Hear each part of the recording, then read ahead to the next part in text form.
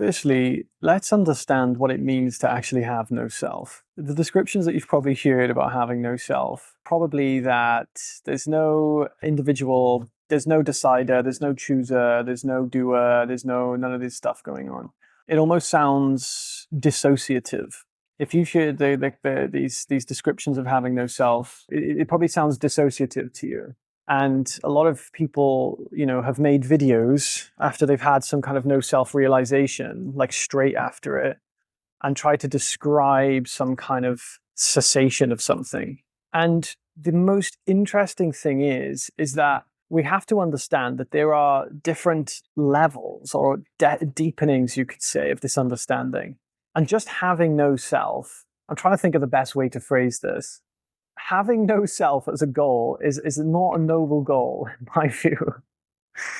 There's no such thing as not having a self, because you could say the Buddhist tradition is, they call it the no self, which means there's no individual self.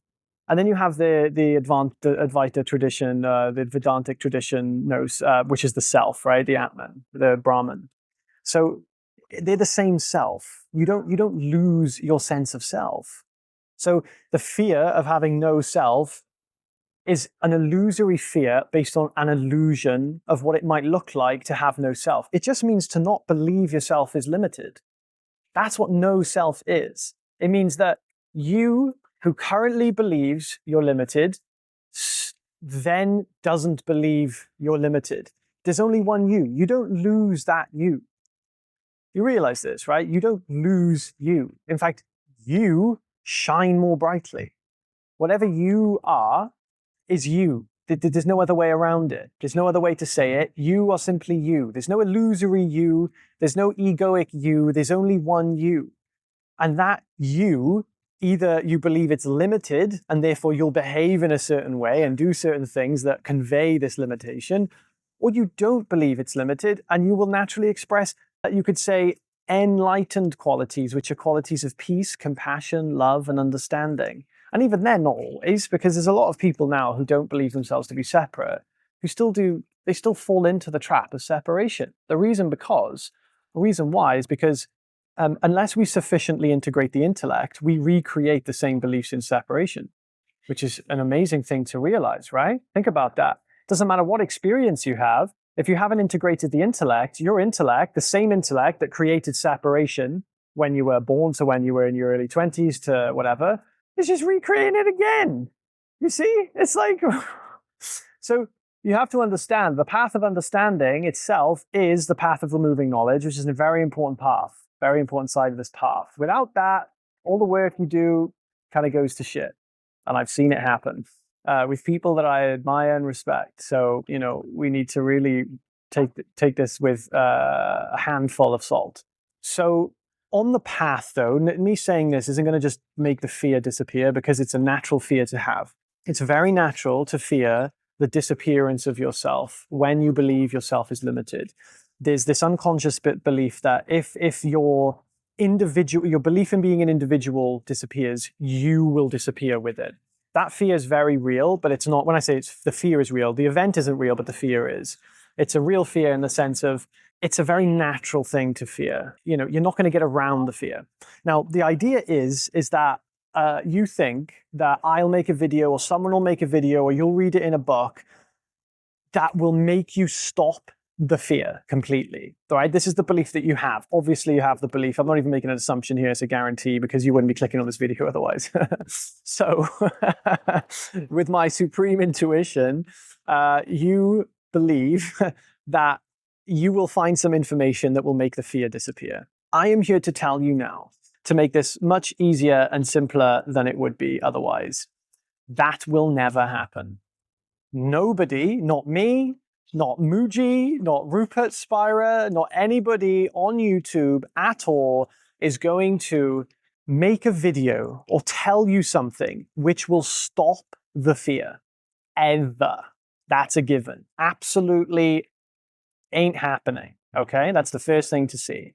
Hopefully this makes you go, oh, okay then, so I can't get rid of this fear. Absolutely. If that's the thought you came to, then yes, you took the words out of my mouth. You can't get rid of the fear. Ever. I mean, well, here's the thing. It's a complex thing to try and describe. You can't get rid of the fear because the fear is dependent on the sense of separation. The one who wants to get rid of the fear won't be there when the fear's gone. So technically you can never get rid of the fear, but it doesn't mean the fear never goes. So what we need to understand is, in essence, you can't get rid of the fear. The fear is an expression of your belief that you can die, which is from the belief that you are a separate individual. And you feel like the sense of individuality is your life supply. In other words, you think that the body and mind, without it, you would disappear and blank out of existence forever and ever. That's the essence of it. Which then means that you will suffer the belief of being the body and the mind, which then creates the fear, which then means if you lose individuality, then you die. So this is the paradox that keeps you in the fear. Now, you won't get rid of the fear. So you have to learn to face the fear. Very simple. You learn to embrace the fear. Embrace and face the fear. So what this means is that you get to a stage where you look at the fear in the face and you say, if you're going to kill me, then kill me. That's all you do. All of a sudden, when you do this with full zest, full passion, the fear won't go, but you'll stop being scared of it. Then all of a sudden, it'll happen again and again and again. And all of a sudden, the fear no longer has a pull on you anymore. So the best way to deal with the fear of death, the fear of losing your sense of being an individual, is to accept that it is never going to end unless you face it with full zest. You look it in the eye and you say, kill me. Do it. You dare it to kill you. And guess what's going to happen? That's called courage. You've just unlocked courage. You can add that to your stat sheet in your RPG game of your life. You have maxed out on courage. That is courage maxing. You are courageous. Now, if you have that level of courage, you need not anything else. Courage is all you need. You don't need to get rid of the fear. Fear is not going to go. You need courage. Once you find courage, oh my gosh, well, who cares if you have fear? You've got the number one thing that fear cannot face is courage. So what happens then is that we get accustomed to the fear. Now you can supplement, I'm giving you like this. This is where it will all boil down to. I promise you this. There's nothing else that I can say that is going to soften the blow. Okay, maybe there's something that will soften the blow. I'm gonna try and explain that to you. But it doesn't make a difference. I can say this. You could get the best information ever or knowledge about not dying and blah blah blah. But in the end, it boils down to exactly what I just shared. There's no difference. It boils down to that in the end.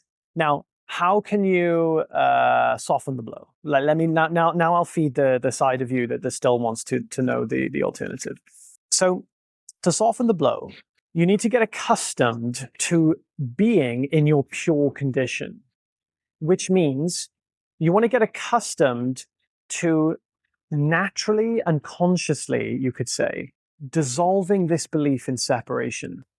Now, when this belief, it doesn't go in one lump sum. It just doesn't. I don't know why, it just doesn't. And so it will be a process of looking at all the angles of your life, right? The different perspectives, compartments, and chambers of your life, where there is still things in the world that make you convinced that you're limited. So this could be literally anything and everything. But it'll revolve around these three things. It'll revolve around thoughts, feelings, and perceptions, but they stem off into many different things. So let's take some examples. One of them is the sense faculty of hearing a noise. If you hear a bell, or you hear this guy tapping sticks or doing whatever he's doing over there, what happens is, in ignorance, if you haven't explored the sense faculties yet with thought yoga, which is what I share in my free community and in my residency, you will hear a sound and create separation out of it. It'll just remind you, I am in the body, that's a separate sound out there, and I hear a sound, and I am here, and that is there, and I'm a separate person. That's what it does. Same with seeing. Phone is there, I am here, I'm a separate person. You could enjoy the taste of hot chocolate. I enjoy the hot chocolate. I am here, the enjoyment is there, I am enjoying the hot chocolate. When in reality, there's no individual that hears the sound, there's no individual that enjoys the enjoyment, there's no individual that sees the phone. An individual means you are an object that exists somewhere that experiences something. It is more like you are a three-dimensional screen that is not separate from any experience that it's having. So when you watch this screen of my phone right now, it looks like I am separate from the background, but you know that I'm not. But it looks that way, but it's not. It's not that way, right? It's like that. Everything is not separate at all, just like the screen and all the objects that seem to be here, different steps, houses, water, boats. They look like they're separate, but they're absolutely not separate. Now imagine a 3D equivalent of that, where you are experiencing not just sights and sounds like you hear on this video, but you're also experiencing from a perspective, like a virtual reality, of both tastes, sensations, and smells at the same time as well. You'd end up having what we call life, you see? And it's not separate. So what we have to do is basically kind of cleanse our perceptions of the traces and traumas we have created based on separation. And also the thoughts. So you could think a thought that says, I can't believe they did this. All of a sudden, you've created an individual at the center that has been harmed by this separate person. You've then created a new reality of separation. And it's convincing to you. You think it's real. And if you think it's real, you create the reality of separation. And that's why you suffer. You can also have it on the level of seeing different people. There's a person there. They're a separate person, I'm a separate person. Let's all live in separation now. These so many little faculties of experience that trigger the trauma of separation. So in cooperation with developing courage, it can help to explore these layers of experience where you are subconsciously creating a belief in separation, even though there's no separation actually there. That is a path that you can also take. But it doesn't matter how well you do that. You could do that really, really, really well. You could do that like an expert. It doesn't change the fact that at the end of the day, when push comes to shove and it all comes down to one boiling moment, you will feel the fear of death. And you'll just have to say, thank you, God, for my life. I am now ready to die. If it's time to die, I am ready to die.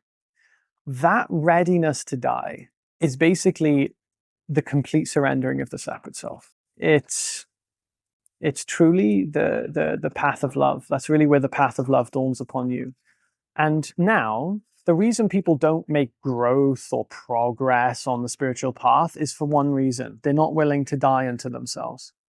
It's very simple. They don't want to die, meaning they don't want to let go of their identity structures. They don't want to let go of certain things that keep them imprisoned to believing themselves to be a certain thing, basically. So, if people aren't growing, right, when you observe someone and they're like someone's avoiding something very vividly, it's because they're not willing to die yet. They're still holding on slightly. You could be willing to surrender in other areas, but some areas can be stickier for some, which means that when we avoid something, it's because there's an area of our life, our identity, we're not willing to surrender. And so the cycle continues. So when you're willing to die, the minute you see something, you're willing to let it go. You're willing to surrender it, basically. So the trajectory of your spiritual path, it doesn't matter about how much you've worked through or what is left under the rug. These things don't matter. You could have childhood trauma that only comes out when you're 40 years old because that was the only time where you had a child and you were able to actually experience this particular facet of trauma that you had when you were that age, when your mum was that age, where you were having that experience. Sometimes that can just happen. You could be fully free and liberated and all of a sudden 40 years old, having a child who's 3 years old and she does the thing and you do the thing and all of a sudden it re-sparks this thing. Bam. You face that trauma again. That's totally fine. Who cares, right? You deal with it as you do, right? It's not the point. The point is your capacity to surrender yourself unto yourself, to give yourself unto yourself, to give yourself to life, which in essence also kind of means your willingness to die, your willingness to surrender your individual identity to universal or universality. So surrendering the individual self to your universal self, that is where you face everything vigorously, you see things very clearly, and you're able to more easily, efficiently, lovingly, funnily deal with whatever's left under the rug. just for a little bit of encouragement, like, think about it. You're going to die anyway. That's the reality. Like, if you are, let's pretend you are this body mind, well, this body mind will die anyway. So why not take the chance, or why not take the opportunity to face that now instead of on your deathbed, so that you can fully live the rest of your life? I guarantee you that's not going to be something you regret on your deathbed. If you enjoyed this video, have more like this, actually go in detail, in bigger detail inside the free community that is in the link that's in the description. So if you'd like to join that, I would love to have you there. I'm sure the rest of my community would love to have you there. We'll definitely welcome you with open arms. Have an amazing day, guys. Take care.